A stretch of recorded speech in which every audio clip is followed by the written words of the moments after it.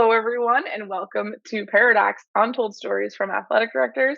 I am Dr. Danielle Lapointe, and my co host is Dr. Dustin Smith. And today we have Nate Larsen with us. How are you today, Nate? Doing great. Appreciate you having me on. Thank you for being here. Thank you also to Ticket Spigot, who sponsors us in all of our episodes. How are you doing over there today, Dustin? And I'm living the dream, Greenwood, Arkansas. It's another great day to be a Bulldog. It's a great day to be on here. And I have been salivating for this episode for over a month now. Salivating? I had the opportunity to, as our good friend, our mutual friend, and a friend of the podcast, Steve Throne put me in charge of slapping Nate around a little bit at the state coordinators conference, or the summit that we had in Indianapolis, and Nate and I got to spend some time together there. But I am convinced after that meeting that if anybody lives in Steve Throne's shadow, well, I found out Steve Throne lives in Nate Larsen's shadow. It's really what it is. I'd have slapped Throney back, but I can't reach him. Yeah, he's a little too small for that. In all seriousness, I did get a text from Throney that told me to slap Nate around, and so I texted Throney at one point and said, my hand's tired, and I think the back of Nate's head's sore, so if at any point we can have a reprieve, I think Nate would appreciate that, and so he gladly gave that. But like I said, Nate is from Nebraska. He is president-elect of their state association, the Athletic Directors Association, and we got a little history prior to getting on the call of the layout of Nebraska, and we'll get into that in just a little bit. But before we get started, Nate, I always like to ask this question. Tell us something about Nate that the resume is not going to tell us. Who are you outside of being an athletic administrator? I know you're a husband and a dad, and you enjoy those roles, but what makes Nate Larsen aside from being the AD? Well, like you said, I've been married 21 years to my wife Carrie, and she's still keeping me around, so that's a good thing. We've got two children. Jackson is 15 and a sophomore at the school I work at. My daughter Emily is 13 and a seventh grader in the district as well. Fortunately, both of them are involved in activities, so in my role, I get to see them do a lot of their stuff and call it my job. I love to play golf. I love to go fishing. Don't get to do near as much of either one as I'd like to, but my family has taken up golf a little bit too, so that gives us something that we do. Occasionally it gets a little competitive, so sometimes we split into two smaller groups rather than one big one for the sake of peacekeeping with the children. But so let me ask this question before you jump further. Is it you and your wife that paired together and the kids paired together, or do you have to take one of the kids and your wife? No, we take turns splitting the children. Okay. Did every one of those moments you're like, who decided to have these things? Oh, that's that joke I heard from a comedian. My wife and I have decided we don't want kids. The children aren't taking it very well. So. No, in all seriousness, they're a lot of fun. And they're pretty different. My son enjoys sports probably a lot more so than my daughter. She likes volleyball, she likes golf, but she is my fine arts kid. She plays the drums. As soon as she's got the opportunity to be involved in plays, she loves to sing. So, yeah. So we talk about you being, Steve Throne living in your shadow, which talks about you being from Nebraska. But I want to paint on a map where you're at geographically, so people who are listening to this broadcast can kind of know exactly where you're located, what school district you serve, and where that is in the state of Nebraska. Yep. I'm the assistant principal and AD at Logan View High School, and we are roughly 30 miles northwest of Omaha, probably a little over 60 miles just straight north of Lincoln. So do you ever find yourself just randomly saying Omaha, Omaha? I'm a Peyton Manning guy, so frequently, and I'm also a Broncos fan, so we've been struggling a little bit since then. Right, a lot, and specifically this year, according to what I just read, I guess Russell Wilson's got a torn lat or something like that or partially torn lat that he's been playing with, or Yeah. possibly did this weekend. But it's been a rough start for the old Broncos. Well, the last 5 years as a Huskers and Broncos fan, let's just say we've enjoyed some good times, and maybe now we're paying for it a little bit. So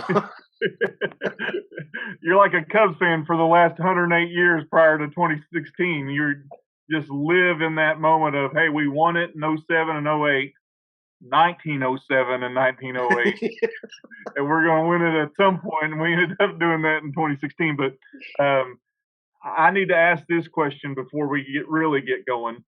Have you ever flown into Kearney, Nebraska? Personally, no, I have not. Do you know anybody that has both flown in and survived a flight into Kearney, Nebraska? Well, I'm fortunate to just meet one on the podcast today. So. Yeah, thanks for that, Dustin. I'm just asking a question. I mean, not everybody can say they've been in a plane that was pulled by a pickup. So. I was, and it was in Kearney, Nebraska when I was at the ED conference there. Fond memory that I took away with me. Sorry, I just had to ask that question, Nate. I mean, we'll get to the story about you and your story as an AD, but I just had to fire that one out there to get this thing rolling. Absolutely. But what all roles do you hold within SIAAA? I am our president-elect this year and our state LTI and certification coordinator for the NSI AAA. And then for the NI AAA, I will be joining the credentials committee this December in Nashville, and I'm on the national faculty for LTI 627. So you're not busy at all? Just a little bit. So you have free time all the time. Not to mention a dad and a husband and an assistant principal and all the time he wants for golfing. Not even an issue. I get my Wednesday nights during the summer. That is a great way to put it. Sometimes those get booked up, but yeah. When my son doesn't have a baseball game, I get my Wednesday nights during the summer. Right. So is it imperative, or is it a requirement, or even a ritual for anybody that lives in the state of Nebraska to be a Cornhuskers fan? Well, yeah, pretty much. Occasionally, we run into what we call a J-sker, and that's somebody who will cheer for Creighton during basketball season. But those of us that are Nebraska alums like to remind them that they don't have a football team, so they'll come running back at some point, regardless of what our record is. So. Now, Danielle, have you ever been to University of Nebraska football game? I have not. Absolutely. I'm telling you, that is an experience unlike any other. They are loyal to the Big Red for sure. And if you get there on a good day and Larry the Cable Guy is there, it's a quality experience because he's slinging hot dogs out of his suite. And fortunately, I got to meet Dan back in the day.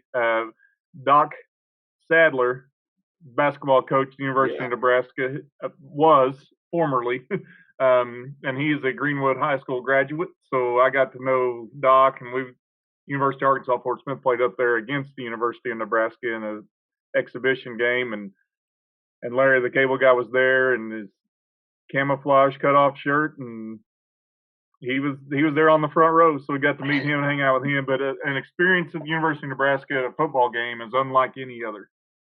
Yeah, no doubt about it.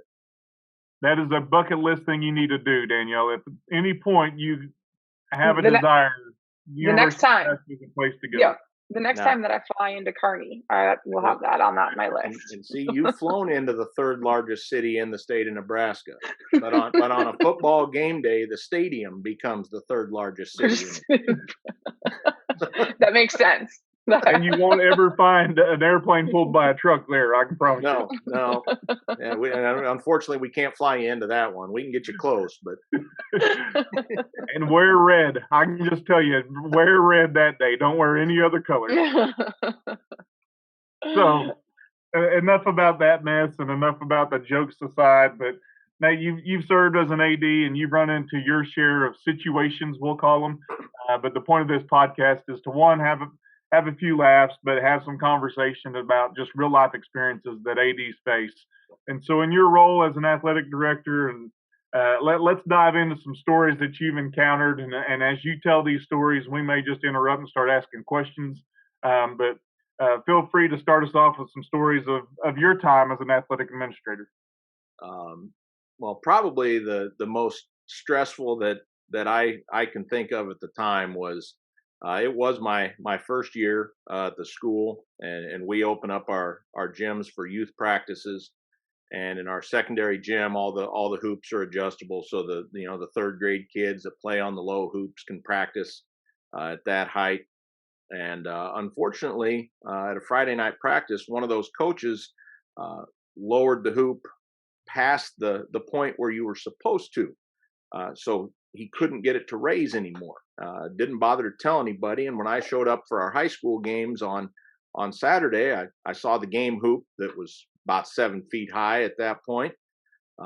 Couldn't get it to move with the tool that we were supposed to use, so I went to my maintenance man's shop at school and found a piece of rebar and a ladder, and managed to get the basketball hoop back up to 10 feet. And then Monday, I had my maintenance man remove the ability to adjust the game hoops. We still move the side ones up at school, but the game floor no longer moves. So let me ask this question to start with. Was Steve Throne involved in this at all? No. Heck, Steve Throne, I wouldn't have needed a ladder. He'd have been. Could have just did it himself. Okay,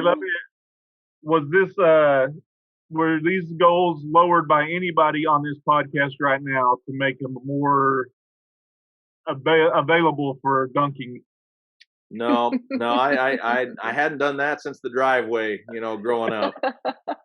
I'm old enough. That was back in the day. We were doing all the Shaq stuff on the hoop in the driveway. Yeah, that's Shaquille O'Neal, Danielle. Wow. You know what? I'm not even going to respond to you right now. That's where I'm at with you, Dustin. No, Nate, that's one of those stories that I find to be frustrating. Like you said, stressful, but I can see it's frustrating too, because you did everything you were supposed to do. Somebody else came in without your knowledge, lowered it too far, so it got stuck, and then didn't tell you. So you just kind of walk into a problem that you have no idea is there, and it didn't make a difference what you did. You couldn't avoid the situation. So you can't really prepare for it other than, knowing where the rebar is, I guess. So I'm glad that you got it to work, but that would be a very oh crap moment. Yeah, that was one of those days. I was glad I got up to school a little extra early. I was thinking I'd just get some work done, but before I did, I'm go check and make sure everything's in order, and I'm glad I did, because it wasn't. Did you ever speak to the community coach who did it? Not directly. I sent an email and then a text to all of our youth community coaches, letting them know that the game hoops were no longer going to be adjustable, and that the side hoops are only to go down to this point. That painted line on there, as you're lowering it, is there for a reason. Just reminding them that they'd already been told that, but please pay attention to it. So let me ask this question. What was the conversation on Monday with your maintenance guy like? How colorful or how to the point was that Stern? conversation? Yeah, stern. I have a maintenance guy who was very, very no nonsense at the point. He's since retired, but there was definitely some language out of his mouth that is not podcast suitable. But So as as you get this ladder and this piece of rebar, are you thinking this whole time that, again, we talked about MacGyver in a previous episode, but were you just trying to get this thing suitable for the game? Was there ever a question mark of whether it would really hold at that height because you didn't use the proper equipment to get it there? Well, that was a bridge I was gonna cross if it came up. Oh my gosh, You could know, you I was imagine just worried someone? about getting it back to 10 feet, and if it wasn't going to happen, um, you know, our typical game setup is JV girls, varsity boys in our main gym, and then JV boys in our secondary gym at the same time the JV girls is going on. Um, there's a lot of schools that are within an hour of us that only have a single competition gym, so we'll just play 4 games back to back to back.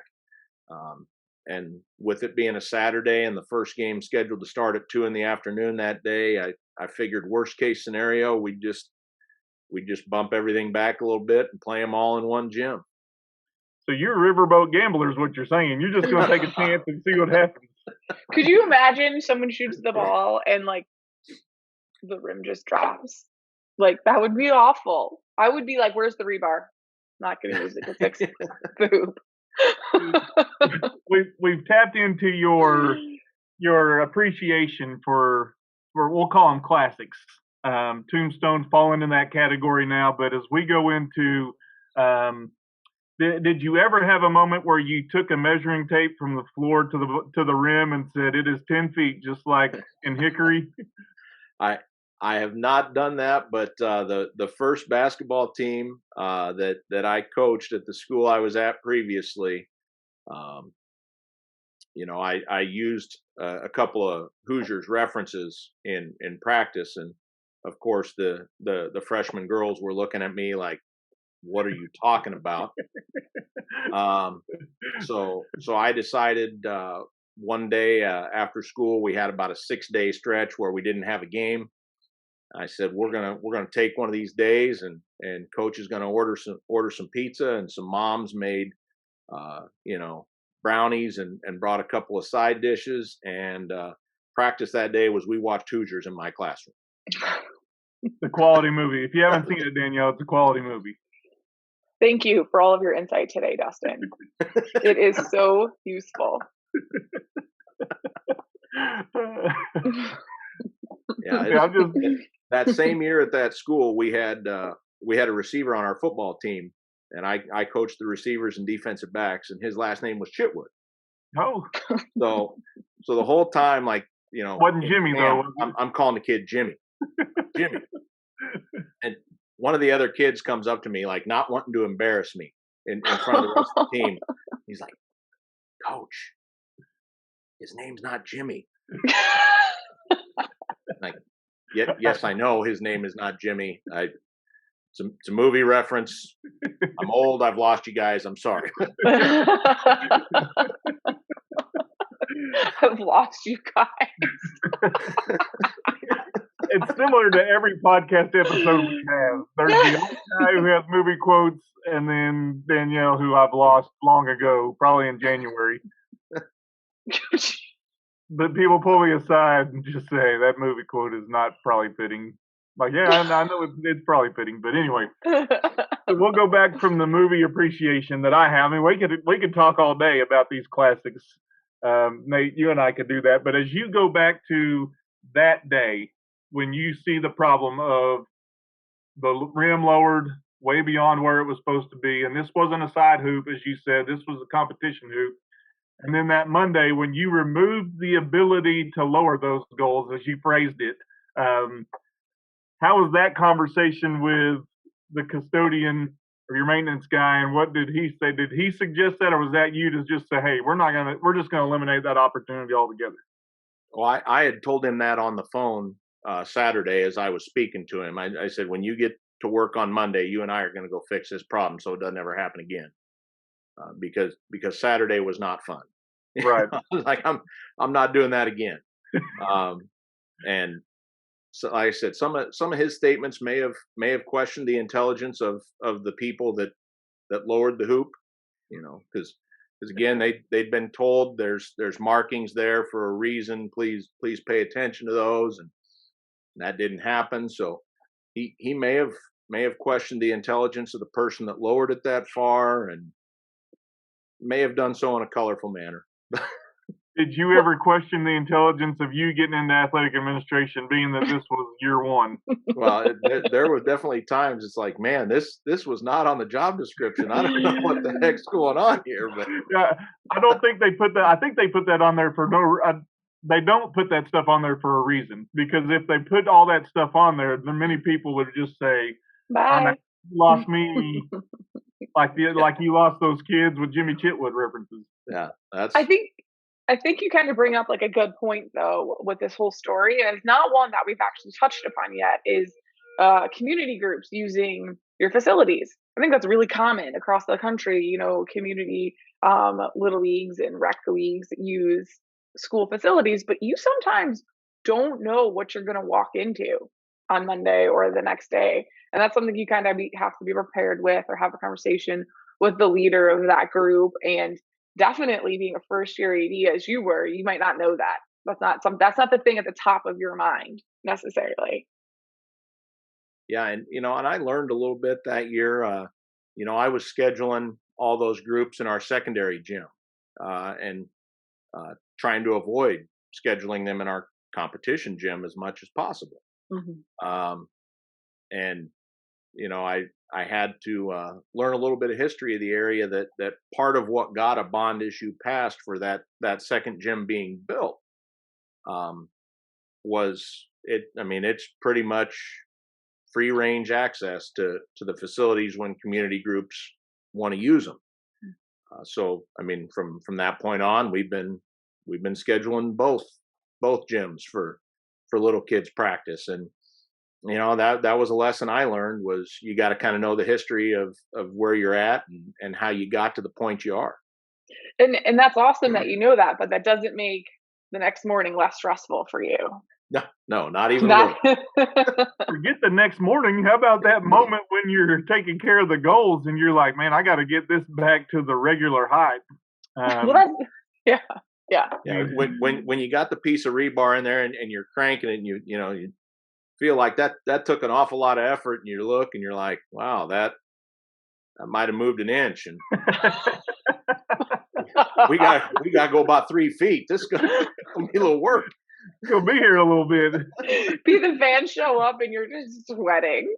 It, that is an accurate portrayal of what happened as the visitors they probably walked in and said, "Good grief, who is this guy?" But, Yeah, they may come in and said, man, they got a maintenance guy working on a Saturday. Good for them. You got the game in, right? So that's the we important did part. You we got the did game in, and no, it never happened again because those goals don't move anymore. yeah, and nobody that was playing in the game was any the wiser that it even happened. So Mhm. But you got true elbow grease and true just sweat profusely just trying to Mhm. make sure that happens. And sometimes in our roles, that's what happens. Sometimes the work's done in the quiet before anybody shows up, and they just get out there and play. They don't know any different, as you said, none the wiser before. And to this day, they may not have known that even took place. So um, that's part of this untold stories that we have, that you have the opportunity to tell this stuff that happened behind the scenes. So, Daniel, you got any more questions regarding this infamous event before we jump to another one? Because I know Nate's got a list of them. Mhm. No, I'm ready for another one.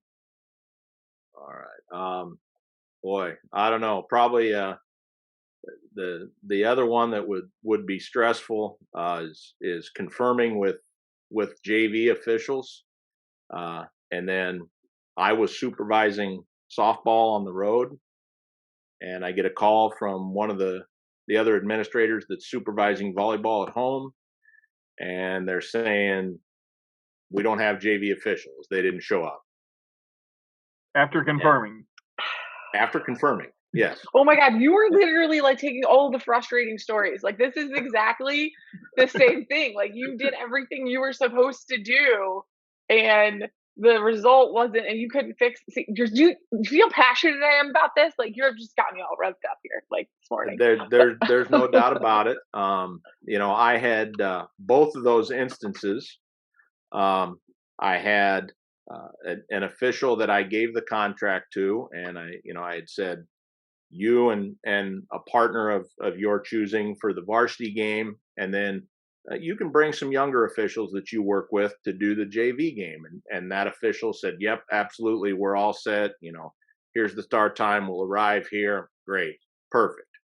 So I leave for softball that day feeling good about life. Things are gonna go well. And then I get that phone call that that's not the case. Fortunately, we had some parents, some community members with enough experience with volleyball that they could referee a JV game. And then when the evening was over, I called the official that had the contract as I'm driving home from softball, and just asked, what's going on? You confirmed that you'd have them there, and then they weren't there. Well, I just couldn't find anybody. But he didn't tell you? And I said, and you don't think that's something you maybe want to call and let me know before you arrive at school? Well, I didn't know what to say. I'm like, tell me I need to find somebody else, because I will. So needless to say, that person does not receive contracts from me any longer. Oh, I'm almost speechless. Like it was purposely done. It wasn't a mix-up. Correct. I'm thinking it was some mix-up, and he thought maybe you were with a different school, or I don't know. I'm giving this dude the benefit of the doubt, but he just purposely was like, I don't want to tell him, so I'm not going to tell him, and I'm going to make him look like he didn't do his job, even though he did everything he was supposed to do. Yep, that was definitely a fool me once, shame on you; fool me twice, shame on me situation. We're done with that individual now. What kind of as Dustin likes to call it, was there colorful language on that phone call? Absolutely.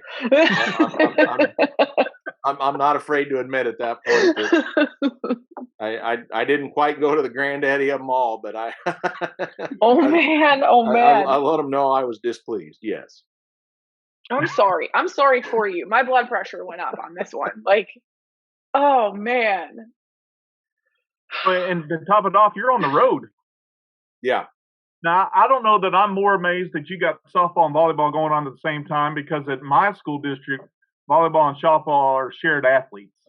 So we have volleyball in the fall and softball in the spring here. So I may be more amazed that you had them both at the same time than actually an official confirming and not showing up on purpose.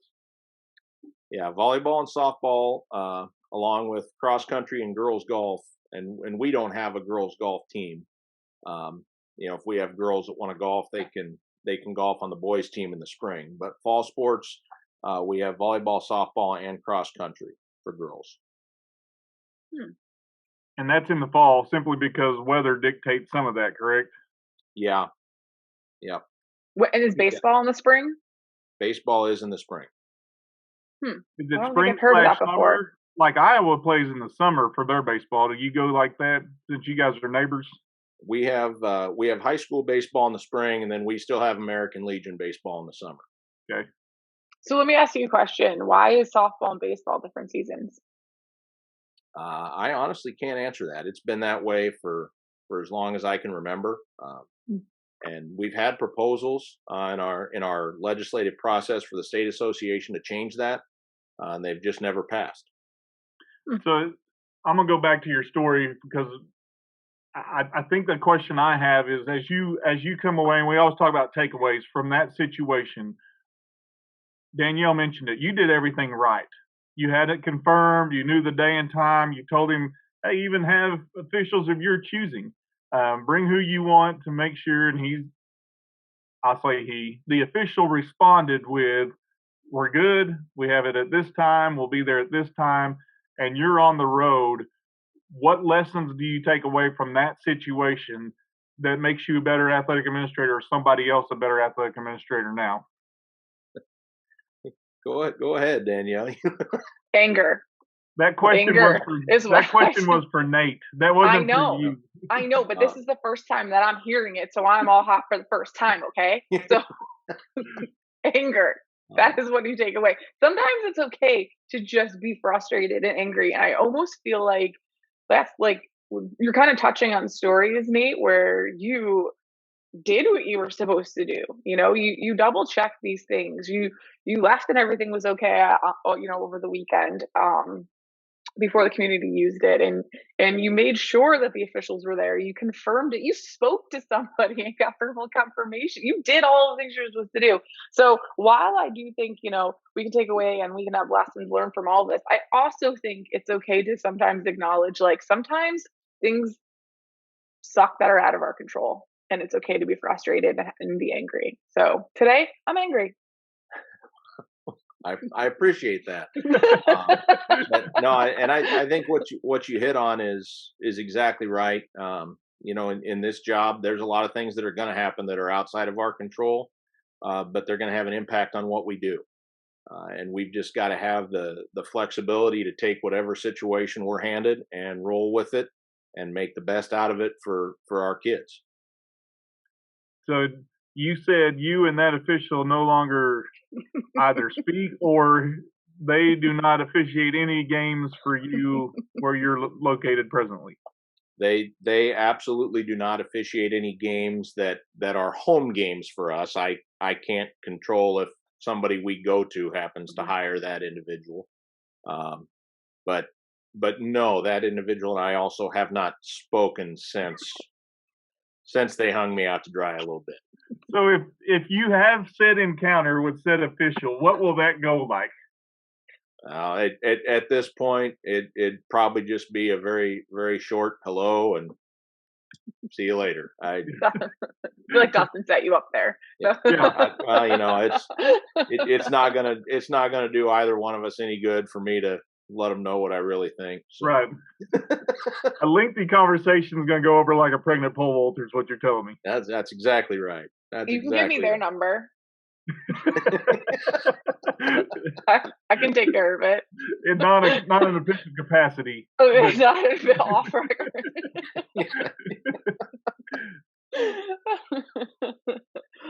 So have you man. had any more occurrences like this where officials don't show up? Just those 2 times in volleyball, and then one time for JV boys basketball. I had one of my 2 officials not show up. So has this in that created? case, I keep stripes in my office, and just out of dumb luck, I was wearing black pants to work that day. Had a pair of tennis shoes, so Nobody knew. You're talking to the second official of the JV boys game that night. Well, the stripes don't do you good in volleyball though, because they just wear white. Yeah. Well, they don't want. Trust me, they don't want me officiating a volleyball game. I don't have any business interpreting rules in that game. Well, some would argue some of our officials don't have any business. Valid. Has this created like a little, like, I don't want to say like a complex, but like a constant concern that you confirm officials and they don't show? Because I feel like that's always was one of my like really large worries. Like, the officials don't show even though you confirm them, whether it was verbal or on arbiter or however you do that. That was always I just wanted them to be there, and once they were there, I felt a little bit better about it. So have you been okay since then, is my question. Well, let's just say, our home basketball games, on weeknights, we typically play both JV games at 4:30, and then the 2 varsity games to follow. And most officials, they're working another full-time job, and officiating is just kind of a side hustle for them. So there's a lot of times where JV officials for 4:30 games are walking in school at 4:15, 4:20. And my ticket takers are always looking at me wondering why in the heck I'm pacing back and forth and looking nervous. Well, get the officials here, and then I'll relax. Once they're here, we're good. The games will happen. your officials in the stripe, and then also your chain crew or your announcers or whoever else may need to work. Once I see those individuals and I see the whites of their eyes, then I'm thinking, okay, I can at least move on to the next problem now, because that's a big stressor for me to make sure that officials show up and my official workers show up. Yeah, and football, I'm lucky. My chain crew is a couple school board members and a couple dads. Uh, my PA announcer is a school board member. One of my two people on the clock on the scoreboard is a retired teacher that he runs clock at football games for me. He helps get the softball field ready on days of games. Um, just The likes to reliable stay people. involved. Hmm. So, but volleyball is probably my biggest headache in terms of workers. Um, I find that a lot of people do not really like standing in front of people and being a line judge. So, I feel like that's an easy job. Like out of all of them, I feel like that's one of the easiest. Now there are some Until that take great pride in that, and their form is impeccable. And I mean, I'm challenged because some places we go to, it's just a kid that's out there just wearing pajama pants and not sure if they're even awake. They're out there, and you wonder, um, if it's going to cost you a game or not. If somebody who's half asleep or half awake, whatever you want to say, is out there. But yeah, officials, especially line judges, um, they can wear it. I was at a game Friday night. It wasn't our game, but I was at a game as our football team was off Friday night. So I went to another game in the surrounding area, and their student bodies chanted at a penalty, "I'm blind, I'm deaf, I want to be a ref." And they said that loudly, repeatedly, and I was like, "Wow, I've that, never heard that one. yeah, that was bold." But they kept saying it with great accuracy every time their team was called for a penalty. But I don't know why people don't want to officiate you to I wear was that gonna excuse all say, the yeah, time. it's no wonder we're scraping the bottom of the barrel and just trying to beg and plead anybody to please get involved. But um, yeah, we're pretty fortunate. We've got a great group of people that is officiating, but I think much like a lot of other places, that group of people is getting older, and a lot of the younger people looking to get into it either aren't sticking with it or are just saying financially it's not worth it. Yeah, I mean It's that's a definitely, very real problem across the country. I It's was gonna not say, it's something. definitely a problem across the country. It's not something we hear about in, individual states. It's definitely countrywide. I think it's a real impasse that we're about to face as athletic administrators at this level of trying to Hmm. figure out what are we going to do when that actually happens. I Hmm. talked to an assigner just yesterday, and he was like, "Dustin, I don't know what I'm going to do. I may have to drop 5 or 6 schools because I don't have enough people to cover." And I said, well, as long as Greenwood's on that list, and then I started thinking to myself, well, that's awful selfish, because those other schools are going to want to say, hey, just keep me on that list so I have officials for those games. But this is a very real problem that we're going to have to address as athletic administrators, and we can't just bury our head in the sand, because I Well, think that's what we do sometimes. And like, hey, I'm good right now, but 3 years from now, we may have a totally big problem that we're not prepared for. I mean, we already have the issue in Florida where you have schools, the officials will call a school and be like, "Hey, can you play on Thursday? We don't have enough officials to do everybody on Friday." So, it's already causing changes like that. But yeah, for sure, it's going to be, or maybe the states need to, some are very strict about what the officials need in order to be officials. Some are a little bit more lenient. I don't really know what the answer is, but it's definitely a big problem that we'll be facing here soon. Well, Sorry and about that. Uh, some of the people, the officials just wear it from coaches, and sometimes some of that falls on our coaches, not to just berate them. One of our deputy superintendents said, "I haven't met a good official yet," and so we can agree with that on the front end that they're not going to be great officials, but I don't think they're intentionally out to cost you a game. They're not setting out to say, "Hey, we're going to mess this guy up or this team up or we're going to do this wrong." They're out there, one, for the love of the game, some for exercise, and then some for the money, obviously. And for what we're paying officials now and what we'll have to start paying them in the future, it may be a more lucrative deal to do that than be an athletic administrator. You're probably right. It's an interesting way of looking at it, Dustin. We've had some. You talk about games being moved to Thursday. We've started seeing, schools working together, and one game will play at 4 o'clock on Friday, and the other one will move back to 8, and one set of officials will do 2 games in a Friday. Yeah. They're getting their workout in that day. I mean, you think about that playing at 4 o'clock even. I mean, there are some states in the country that won't work simply because of the temperature, but China, the creativeness that it's going to have to fall upon athletic administrators to try to get games in. We got to have officials. That's the bottom line. You've got to be able to have officials to play these games. So how do you do that in a way to make that work? And you mentioned it earlier, Nate. Some of these guys and gals it's a side hustle for them. They've got real jobs. And so moving up to 4 may not be advantageous for them. Yep. Maybe difficult to get officials there. So what does that look like? So Nate, you have successfully just made me really depressed thinking about what the future looks like for athletic administration. What you've done today is I'm angry. Dustin's depressed. We went the wrong direction from salivating to depressed. I don't know. We're supposed to laugh a lot more, Nate. What's going on here? I just want to go on record that this is a representation of Nebraska and what the Athletic Administrator Association is all about. I'm just kidding. I'm telling you, if Brony lives in Larsen's in shadow, I'm convinced of that.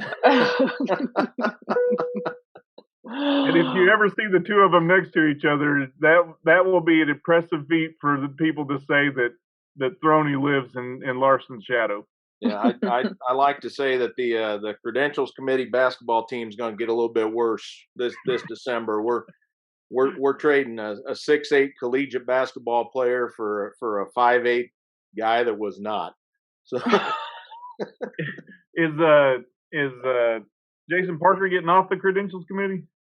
No, he's on publications. He's not on publications. Yeah, he's on publications, but he'd be one that I'd draft to credentials for that basketball team because he played professional ball overseas and played some in the NBA. But just as you're building your team, Nate, that's one to look for.